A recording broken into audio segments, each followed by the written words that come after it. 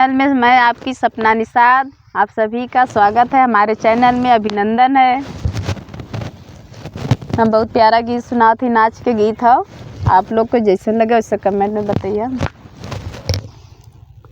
बेरिया का बेरिया तो है बारा जाऊँ हो ससुरु की उखिया माती बोवा, हरे गोयाड़ावा की उखिया माती बोवा, हरे गोयाड़ावा की उखिया माती बोवा। उखिया छिलता बीता दीना दुपहरिया बारिश हो दीना बीता, हरे कोल्हरवा बारिश हो दीना बीता, हरे कोल्हरवा बारिश हो दीना बीता। बेरिया का बेरिया तो है बारा जाऊँ हो भासुरु की उखिया माती बोवा, हरे गोयाड़ावा की उखिया माती बोवा, हरे गोयाड़ावा की उखिया माती बोवा। उखिया छिलता बीता दीना दुपहरिया बारिश हो दीना बीता, हरे कोल्हरवा बारिश हो दीना बीता, हरे कोल्हरवा बारिश हो दीना बीता।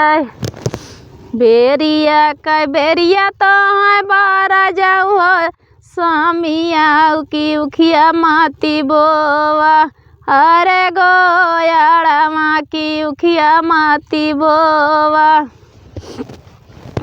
हरे गोयाड़ावा की उखिया माती बोवा।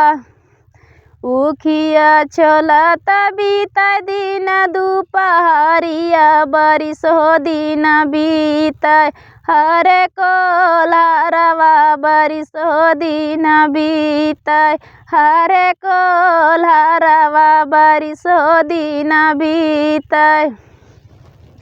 बेरिया का बेरिया तो है बारा जाऊँ हो देवरू की उखिया माती बोवा, हरे कोल्हरवा की हरे गोयाड़ावा की उखिया माती बोवा।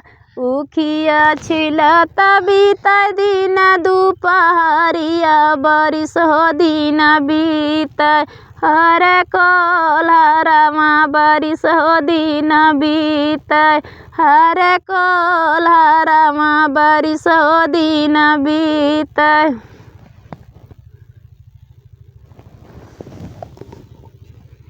आप लोग के जैसन भी लगे कमेंट में बता।